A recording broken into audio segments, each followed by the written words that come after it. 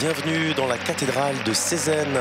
Le pape François est en visite pastorale dans ce diocèse d'Émilie-Romagne. C'est une province qui se trouve au nord de Rome. Et le pape qui vient de s'adresser au peuple sur la place du peuple de Cézanne, maintenant se rend dans cette cathédrale Saint-Jean-Baptiste où il va s'adresser de façon particulière au clergé, aux consacrés, aux laïcs, aux membres de la curie et aux familles représentant des paroisses du diocèse.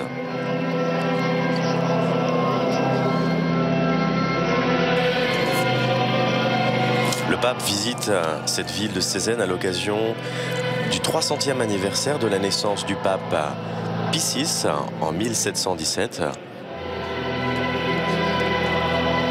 Pape qui avait connu de grandes difficultés à l'occasion de la Révolution française et qui est d'ailleurs mort en France, à Valence, en 1799. Dans cette église, il est vénéré une vierge, la Madone du peuple, une statue qui a été faite en 1679.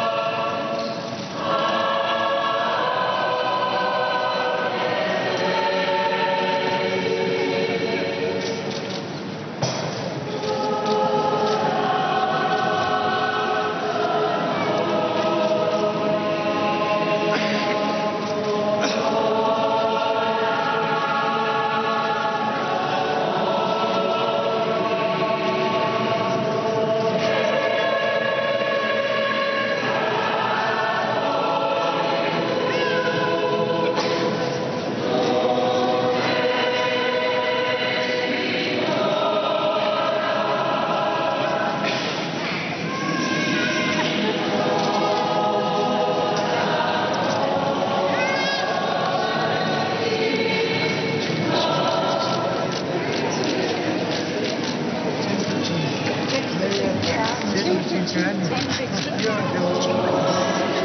devo fare una donna.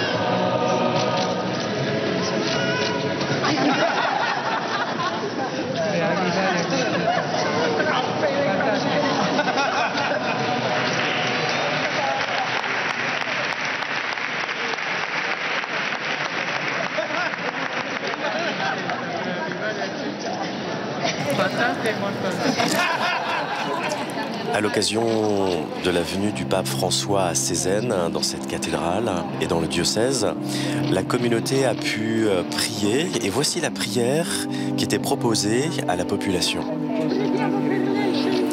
Ô Seigneur, nous te remercions d'avoir tissé le fil de l'histoire de façon à nous donner la grâce de rencontrer dans notre ville l'évêque de Rome, notre pape François. Que son passage nous confirme dans la foi pour qu'il soit la lumière de nos pas qui sont quelquefois incertains.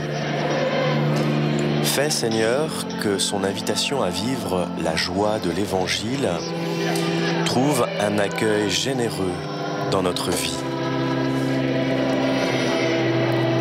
Que l'engagement à rendre accueillant la maison commune nous réunissent, nous tous, dans l'hymne de louange franciscaine Laudato Si. Que la joie de l'amour dans la famille de nos communautés soit le signe parlant de l'homme d'aujourd'hui, qui est à la recherche de la lumière et de la paix.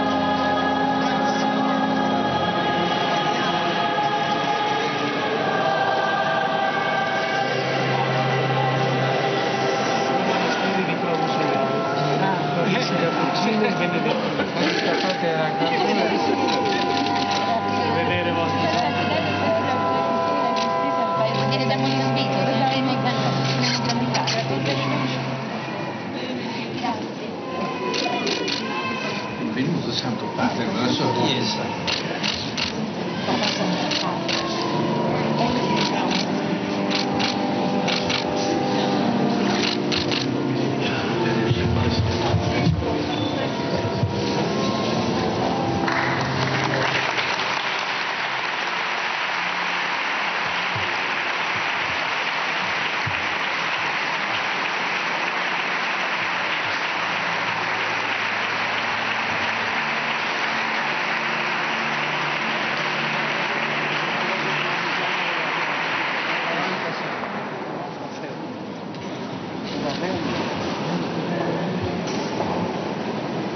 $29.000 messe.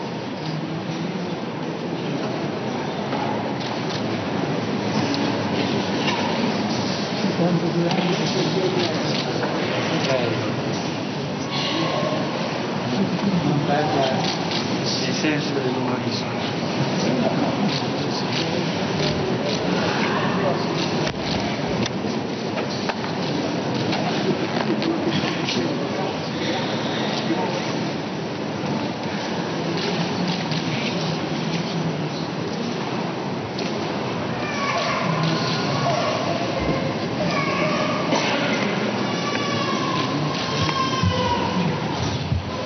Dentro che non diano del whisky,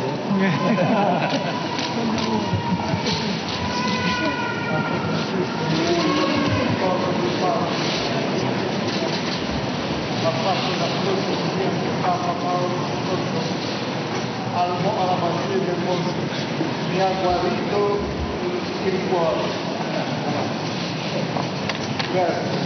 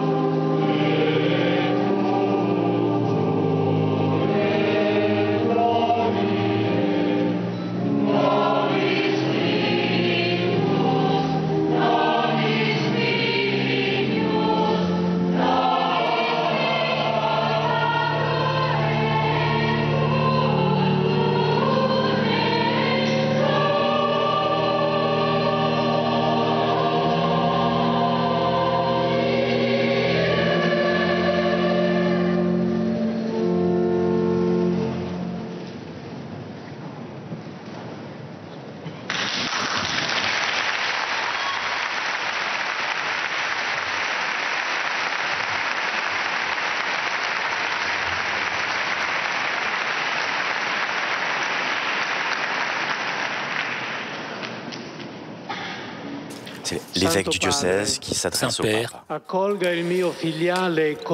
je veux prier d'accueillir ma salutation cordiale, reconnaissante, avec les salutations de la ville, du diocèse, représentées ici dans toutes ses composantes dans cette basilique. Giovanni Angelo Braschi, prêtre et cardinal de Cézanne, élu pape le 15 février 1775, avait pris le nom de Pie VI, un hommage et un souvenir du grand pape, Saint Pie V. Comment ne pas se souvenir qu'il est mort en prison et à l'étranger, comme véritable disciple du Christ. L'élection au pontificat d'un habitant de cette ville amena à cette époque un chroniqueur à écrire « Cette ville, maintenant, est la sœur aînée parmi toutes les autres villes de l'État du Vatican. Le ciel lui a donné cette grâce, et pas pour rien, peut-être aussi pour la santé de toutes les autres villes. » Sainteté, je peux répéter que maintenant, avec votre visite, qui tombe lors du 3e centenaire de la naissance de notre illustre Pie VI, le ciel a réservé de nouveau à cette ville une grande grâce. Et nous espérons en être dignes. Merci Sainteté pour ce don et pour votre passage, même si rapide. Nous sommes certains que votre visite marquera de façon indélébile l'histoire de la ville et de notre communauté diocésaine. Devant vous, même derrière vous, mes confrères dans le sacerdoce. Certains malades et âgés sont absents, mais je suis sûr que spirituellement, ils sont ici avec nous. Les prêtres attendent de vous un mot d'encouragement, comme fut celle du Maître dans cette nuit de tempête sur le lac. Pourquoi vous avez peur ? Puisque les vagues de l'indifférence, de sécularisme, de la mondanité spirituelle et de l'activisme pélagien risquent parfois de les emporter, de nous emporter, et les filets à la fin de nuits de pêche difficiles souvent sont vides. Saint-Père, les diacres permanents avec leurs familles sont ici pour vous écouter.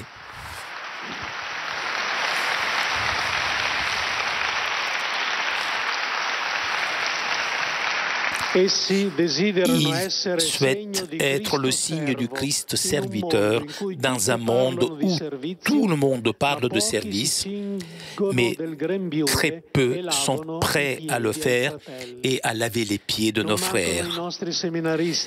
Les séminaristes aussi sont ici, ils sont 6, et je me permets de le comparer aux 6 jarres de Cana, puisqu'ils sont déjà pleines d'eau, l'eau de leur enthousiasme, de leur désir, leur projet, de leur humanité, et ils attendent que l'eau se transforme en vin.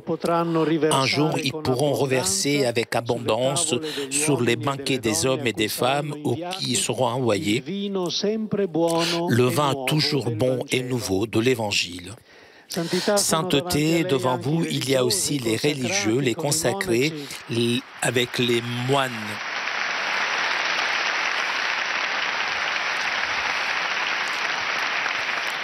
Les moniales bénédictines, les moines et moniales de la résurrection, les sœurs capucines, comme des pots fragiles d'argile, sont décidés à donner humble et silencieux témoignage de la joie de l'Évangile. Notre cathédrale aujourd'hui est pleine. Il y a les représentants laïcs des 95 paroisses du diocèse sont ici en tant que membres des conseils des 19 unités et des 6 zones pastorales. Le défi de travailler ensemble, qui prend aussi le nom de synodalité, est encore tout là devant eux, mais ils ne Il ne se décourage pas à cause des échecs, à cause du travail, à cause des déceptions. Sous le regard maternel et miséricordieux de Notre-Dame du peuple, vous avez salué nos frères malades.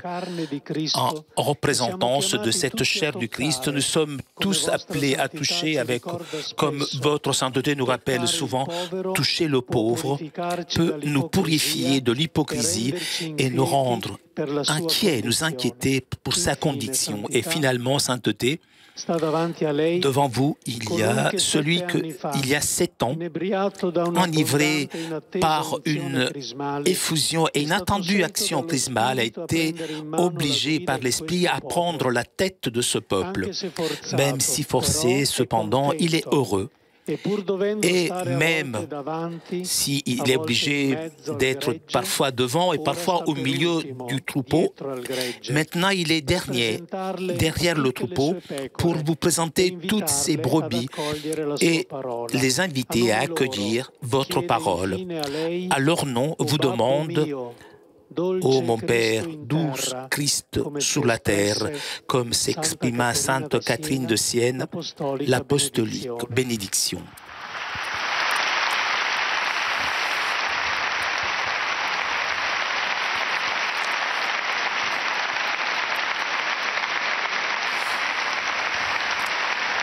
Merci. Merci, Sainteté, merci de votre présence aujourd'hui à Cesena. Nous continuons de prier pour vous et maintenant, comme Marie aux pieds de Jésus, nous vous écoutons.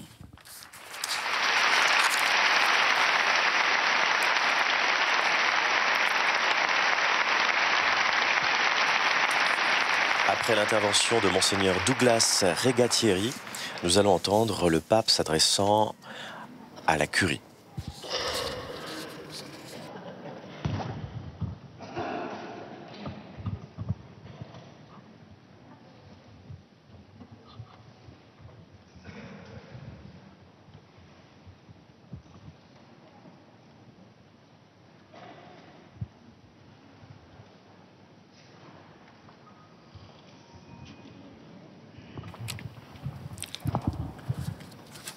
Cari fratelli e sorelle, vi ringrazio per la vostra accoglienza. Je vous remercie de votre accueil et je vous salue cordialement. En commençant par votre évêque, Monseigneur Douglas Regatieri. Ma présence aujourd'hui parmi vous exprime tout d'abord la proximité à votre engagement d'évangélisation. C'est la mission principale des disciples du Christ, annoncer et témoigner avec joie l'Évangile. L'évangélisation est plus efficace lorsqu'elle est réalisée avec une unité de volonté et d'intention et avec une collaboration sincère entre les différentes réalités ecclésiales et les différents sujets pastoraux qui trouvent en l'évêque un point de référence et de cohésion sûre. Co-responsabilité est un mot-clé, aussi bien pour avancer le travail commun dans les domaines de la catéchèse, de l'éducation catholique, de la promotion humaine et de la charité, et aussi dans la recherche courageuse face aux défis pastoraux et sociaux de formes nouvelles de coopération et de présence ecclésiale sur le territoire. C'est déjà un témoignage efficace de foi, le fait même de voir une Église qui s'efforce de marcher dans la fraternité et dans l'unité. S'il n'y a pas ça, les autres choses ne servent pas. Lorsque l'amour du Christ est placé au-dessus de tout, même les exigences particulières légitimes, alors l'on devient capable de sortir de soi-même, de se décentrer au niveau aussi bien personnel que de groupe, et toujours dans le Christ, aller à la rencontre des frères. Les plaies, les blessures de Jésus restent visibles chez tant d'hommes et de femmes qui vivent aux marges de la société, même des enfants, marqués par la souffrance, le malaise, l'abandon, la pauvreté. Des personnes blessées par les dures épreuves de la vie. Des personnes qui sont humiliées, des personnes qui sont en prison ou dans des hôpitaux, s'approchant et en soignant avec tendresse ces plaies, des plaies qui ne sont souvent pas seulement corporelles, mais aussi spirituelles.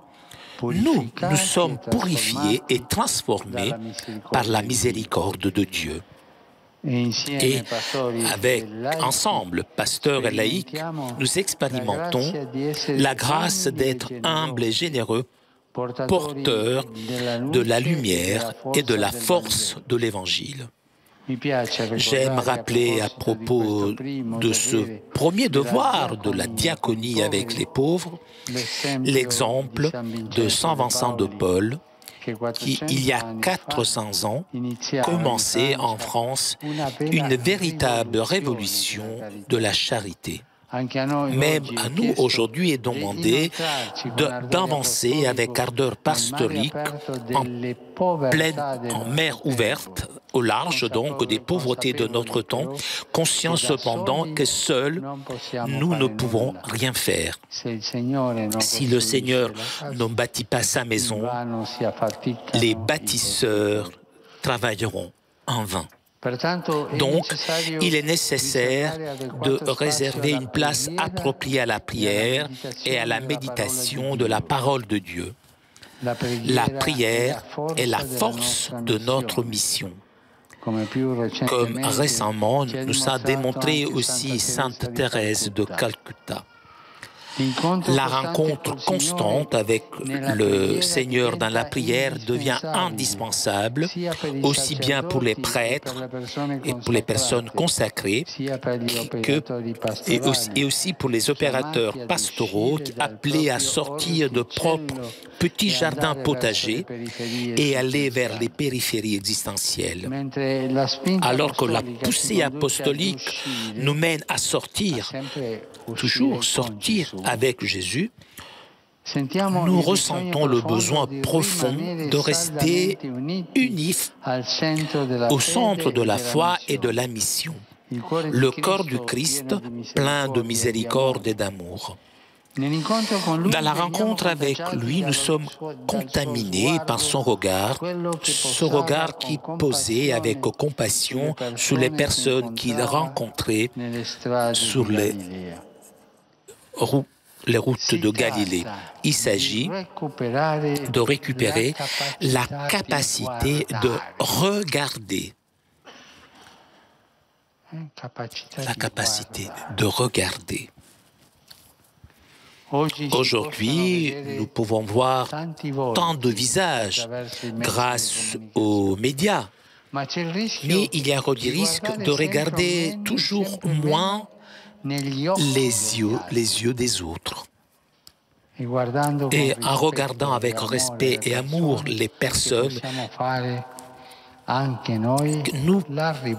nous pouvons faire, nous aussi, la révolution de la tendresse. Je vous invite à faire cette révolution en regardant les autres dans les yeux, la révolution de la tendresse.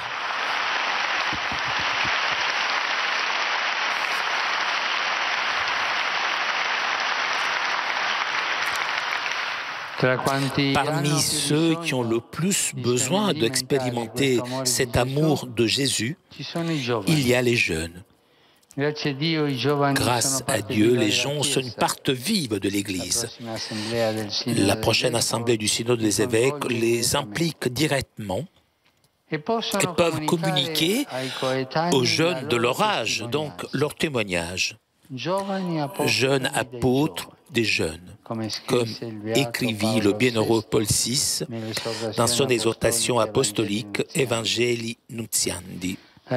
L'Église compte beaucoup sur eux et l'Église est consciente de leurs grandes ressources de leur attitude au bien, à la beauté, à la liberté authentique et à la justice.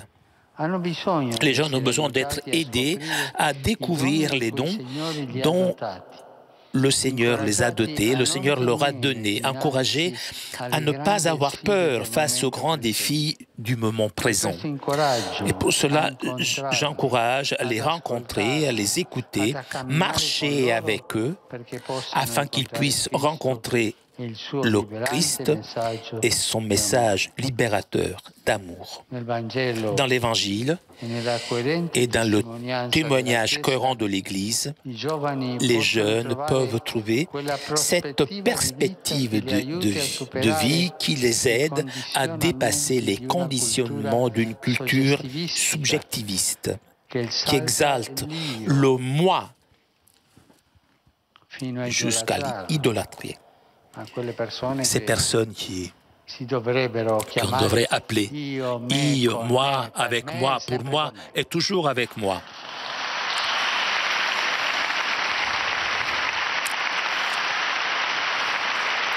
Et les ouvre en revanche à des propos et des projets de solidarité. Et pour pousser donc les jeunes, il faut aujourd'hui de retrouver le dialogue entre les jeunes et les anciens, les jeunes et les grands-parents.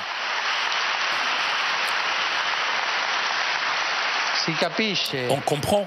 Les anciens vont à la retraite, donc, partent à la retraite, mais leur vocation ne part jamais à la retraite.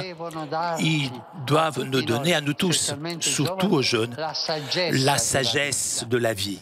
Nous devons apprendre à faire en sorte que les jeunes dialoguent avec les anciens qui se rendent chez eux.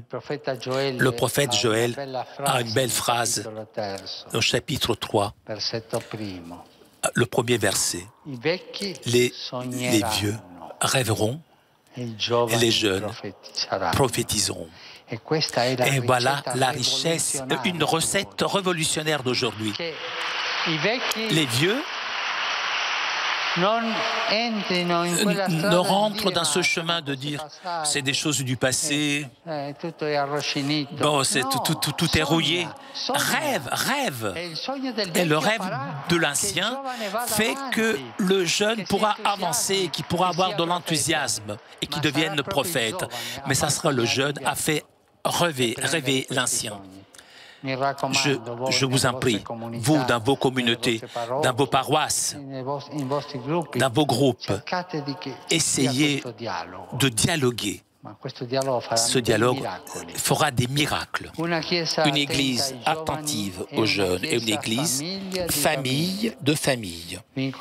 Je vous encourage dans votre travail avec les familles et pour la famille qui vous engage dans cette année pastorale dans la réflexion sur l'éducation de l'affectivité et l'amour. Et je viens sur ce sujet, donc, les vieux, parce que ça me touche, un jeune qui n'a pas appris, qui ne sait pas donner une caresse à une personne âgée, eh bien, il lui manque quelque chose. Et un ancien qui n'a pas la patience d'écouter les jeunes, lui aussi, il lui manque quelque chose. Les deux doivent s'aider réciproquement et avancer ensemble. L'éducation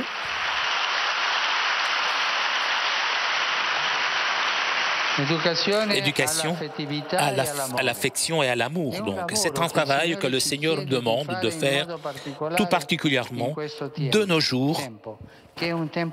C'est une période difficile, aussi bien pour la famille en tant qu'institution et cellule base de la société, et aussi pour les familles concrètes qui supportent une grande partie du poids de la crise socio-économique sans recevoir en échange un soutien approprié. Mais justement, lorsque la situation devient difficile, Dieu fait sentir à sa proximité sa grâce, la force prophétique de sa parole. Et nous sommes appelés à être témoins médiateur de cette proximité aux familles et de cette force prophétique pour la famille. Et ici, là, je m'arrête sur une autre chose. Lorsque je confesse, il vient une femme, un homme, un jeune, et ils me disent qu'il est fatigué, il n'a pas de patience avec ses enfants, parce qu'il a beaucoup de choses à faire. La première chose, je lui pose la question, mais combien d'enfants tu as? Ils me disent 2, 3, je ne sais pas. Et ensuite, je lui pose une autre question. Est-ce que vous jouez avec vos enfants?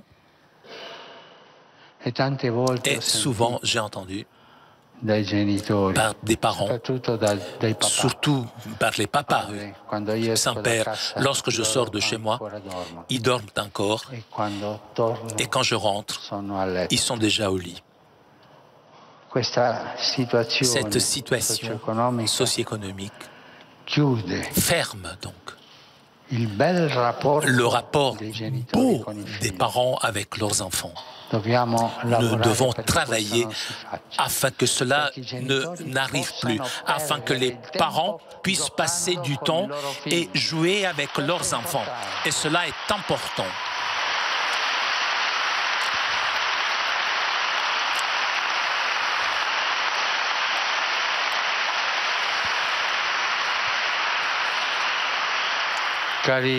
Chers prêtres, mais vous n'avez pas d'enfants. Un grec-catholique, oui, lui, il a des enfants, mais vous n'avez pas. Et on dit que lorsqu'on ne donne pas d'enfants, le diable donne des neveux. Chers prêtres, à vous tout particulièrement, est confié le ministère de la rencontre avec le Christ. Et cela suppose votre rencontre quotidienne avec lui, votre être en lui. Je vous souhaite de redécouvrir tout le temps, dans les différentes étapes de votre chemin personnel et ministériel, la joie d'être des prêtres. Vous ne devez pas égarer cette joie.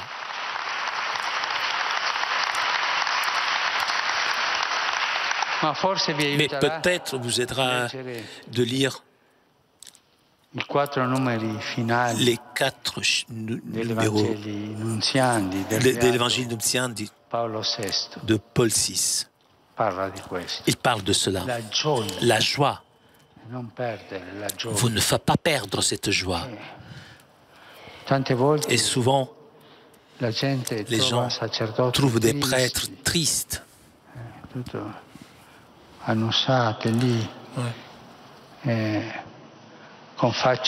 Avec une tête au vinaigre, oui. Parfois, je pense que... Mais qu'est-ce que tu as fait? Est-ce que tu as pris ton petit déjeuner? Qu'est-ce que tu as pris au petit déjeuner? Du café ou du vinaigre? La joie, la joie.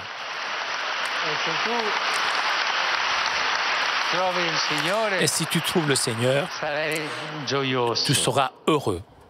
La joie d'être prêtre, d'être appelé du Seigneur à le suivre pour porter sa parole, son pardon, son amour, sa grâce. La joie de terminer la journée fatigué.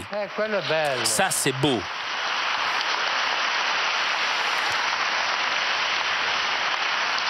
Et ne va pas avoir besoin de comprimés pour dormir. Hein?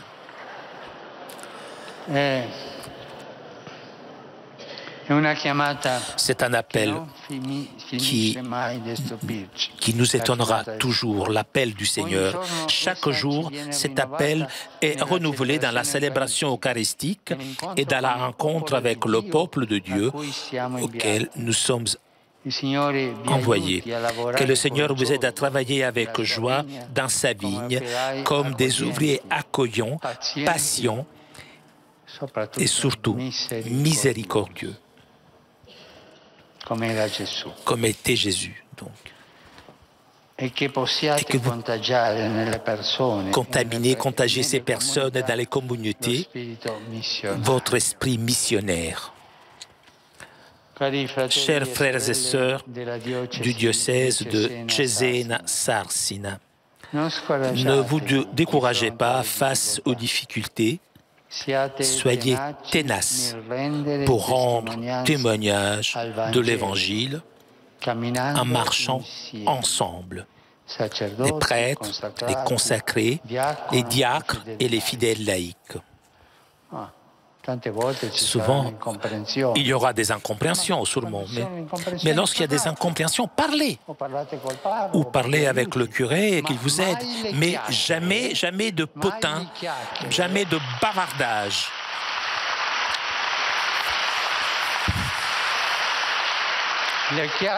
Les potins détruisent une communauté religieuse, une communauté paroissiale, une communauté diocésaine, une communauté presbytérienne. Mais les patins, les bavardages, c'est un acte terroriste. Mais oui, c'est du terrorisme que de bavarder. Allez, voilà, tu t'as détruit quelqu'un avec tes bavardages et après tu pars. Et il faut réfléchir à ça avant de parler pour ne rien dire. Et Jésus, il nous dit, si tu as quelque chose contre ton frère, parle-lui, dis-lui, sois courageux. Et si tu n'as pas le courage de lui dire, allez, morta la langue et ne parle pas.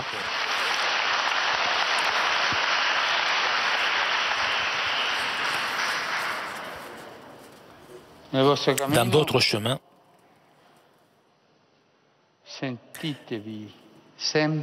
sentez-vous toujours accompagné et soutenu par la promesse du Seigneur, c'est-à-dire la force du Saint-Esprit. Je vous remercie de tout cœur de cette rencontre et je confie à chacun d'entre vous et vos communautés les projets et les espérances à la Vierge Sainte que vous invoquez avec un titre qui est très beau, la Madone du peuple.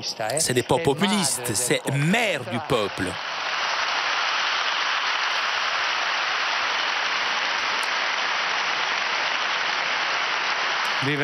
Je vous bénis de tout cœur. Et je vous demande, s'il vous plaît, de prier pour moi. Et maintenant, je vous donne ma bénédiction.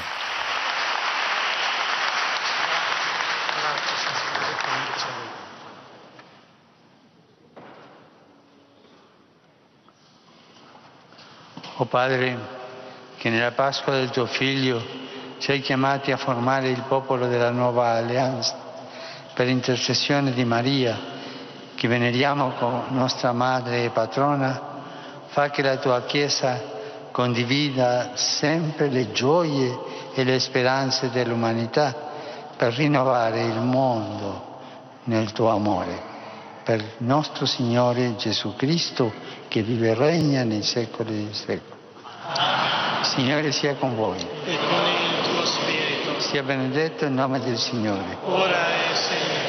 Il nostro aiuto nel nome del Signore. Egli ha fatto cielo e terra. Vi benedica Dio Onnipotente, Padre e Figlio e Spirito Santo.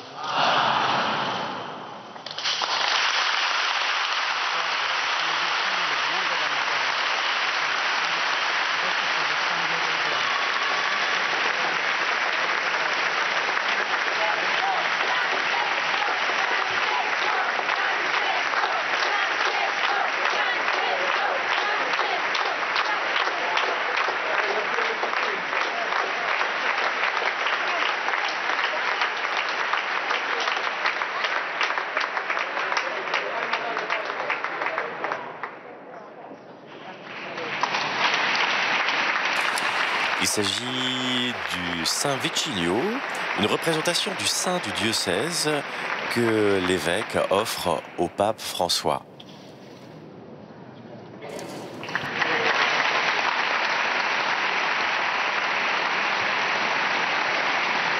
Et le pape François offre un calice à Monseigneur Douglas. Voilà, cette rencontre a permis au pape François de s'adresser aux consacrés, aux clergés, aux laïcs, mais aussi aux familles qui représentent les différentes paroisses de ce diocèse.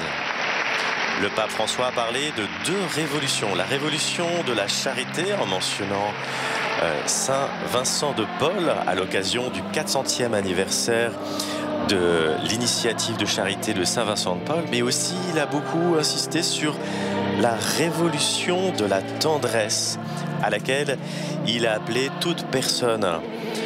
Il faisait aussi référence à Mère Teresa qui était justement ce champion de tendresse, mais aussi il a adressé ses messages aux jeunes, aux familles, en insistant sur ce point, et d'ailleurs il y revient très souvent, du dialogue entre les jeunes et les anciens. Et il citait d'ailleurs le prophète Joël. Les vieux auront des songes et les jeunes prophétiseront. Et finalement, il s'est adressé aux prêtres en les invitant à trouver de la joie. Il a d'ailleurs fait cette petite blague en disant « Mais si vous êtes joyeux le matin ou triste, mais c'est parce que vous avez peut-être pris un bon café le matin ou peut-être du vinaigre. » Voilà. Donc il s'agissait de bien trouver la joie dans le Seigneur. Et il disait d'ailleurs « Si tu trouves le Seigneur, tu seras heureux. »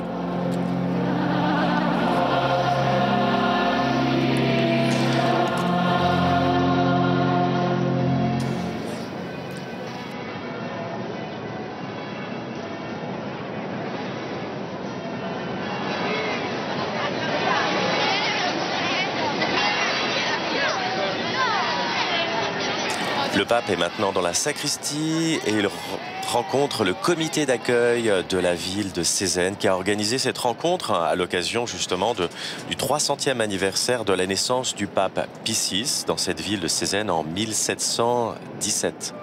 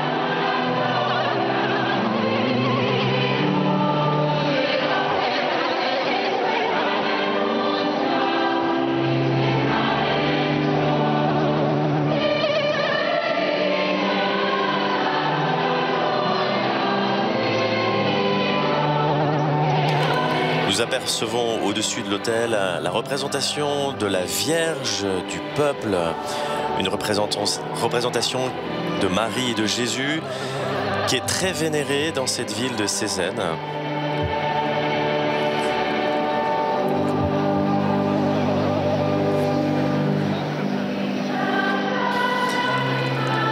Tout à l'heure, le pape François a insisté pour les familles de bien se retrouver entre parents et enfants. Et il posait la question, est-ce que les parents ont le temps de jouer avec leurs enfants? Et il posait la question particulièrement au papa. Et bien souvent, des jeunes n'ont pas l'occasion de voir leur père qui part tôt au travail et qui revient une fois que les enfants sont couchés. Et donc le pape insistait de trouver ces temps de gratuité en famille.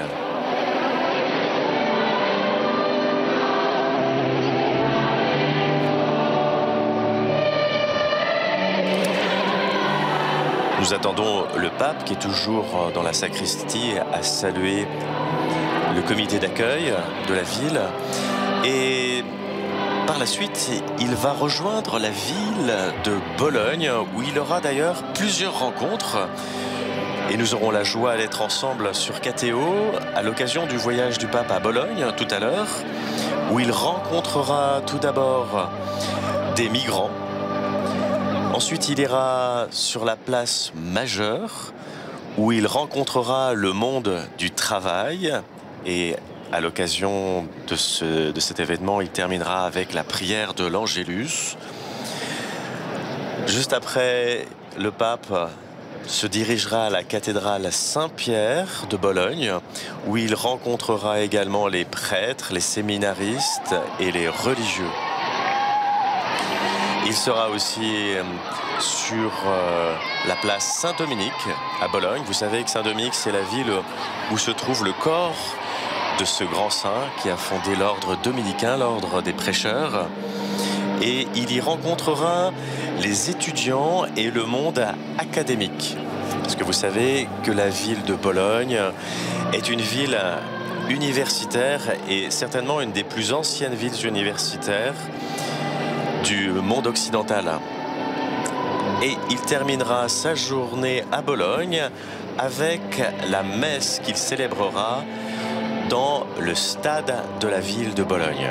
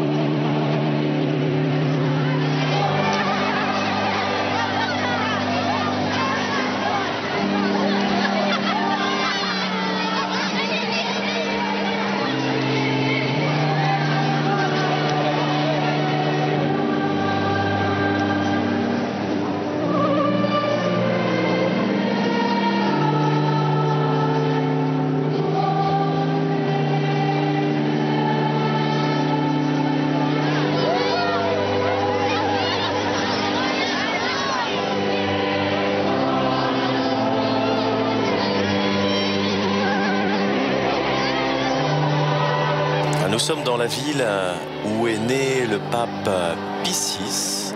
Pie VI qui a vécu donc au XVIIIe siècle. Il est né en 1717, il est mort en 1799. Son pontificat est marqué par sa relation avec les révolutionnaires de la France, la Révolution française. Il a été confronté à la nationalisation des biens du clergé, à l'abolition par l'Assemblée constituante des vœux monastiques et la suppression des ordres réguliers, mais aussi le projet de constitution civile du clergé a marqué son pontificat parce qu'il s'y est opposé et il était face au schisme qui a entraîné en France les prêtres et les évêques constitutionnels et les prêtres et les évêques restés fidèles à l'Église, les réfractaires. Le pape Pie VI a fait savoir le 9 juillet 1790 au roi de France, Louis XVI, qu'il s'oppose au projet de constitution civile du clergé.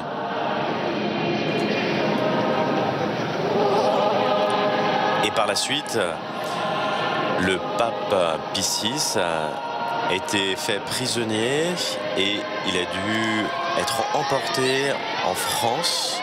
Et c'est dans la ville de Valence qu'il est décédé.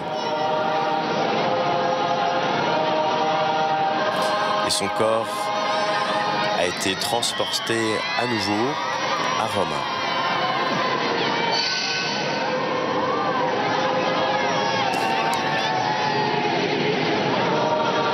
Et le peuple de Cézanne fait mémoire du pape Pie VI. Et le pape François a pu le mentionner tout à l'heure dans son discours.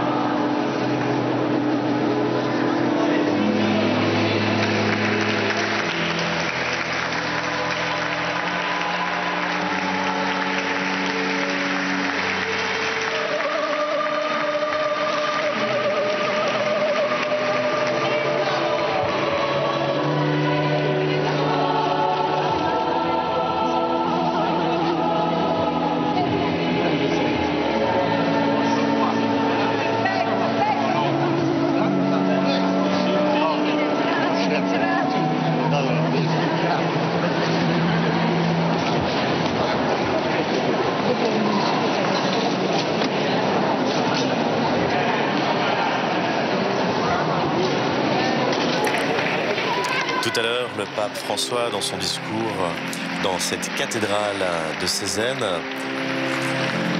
affirmait que l'évangélisation avait eu une grande place dans la vie chrétienne et il devait se réaliser avec co-responsabilité. Et il disait que la co-responsabilité était une parole clé, c'est-à-dire une co-responsabilité entre ceux qui travaillent dans l'Église et les divers sujets pastoraux, qui trouvent dans l'évêque un point de référence très sûr et une très grande cohésion. Et il invitait justement à trouver des nouvelles formes de coopération et de présence ecclésiale sur ce territoire. Et bien sûr, il s'est aussi adressé au clergé en disant qu'il devait avoir une attention particulière auprès des personnes qui souffrent. Et il disait que les plaies du Christ restent visibles en tant de personnes, en tant d'hommes et de femmes qui vivent aux marges de la société.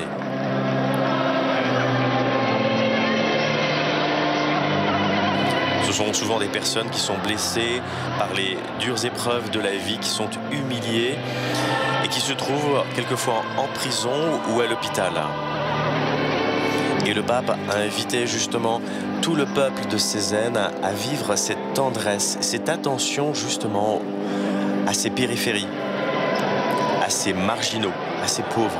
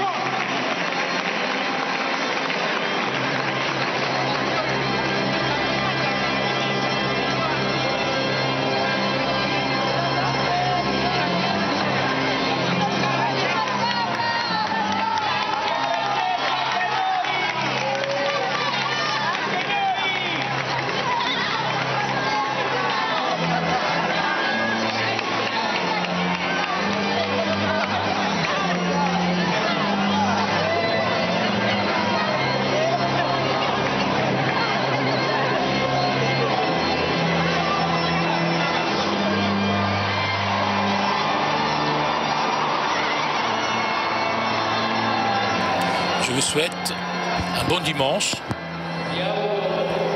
Je salue le chœur. Je salue le chœur qui chante si bien, mais aussi la chorale dans la cathédrale. Je vous salue tous. Merci beaucoup.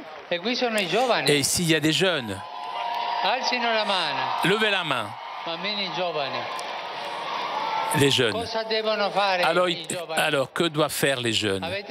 Est-ce que vous avez entendu ce que j'ai dit? Alors, vous devez faire quoi donc? Parler, dialoguer avec les anciens. Écouter et parler avec les personnes âgées. Et vous deviendrez des révolutionnaires. Ciao et que le Seigneur vous bénisse.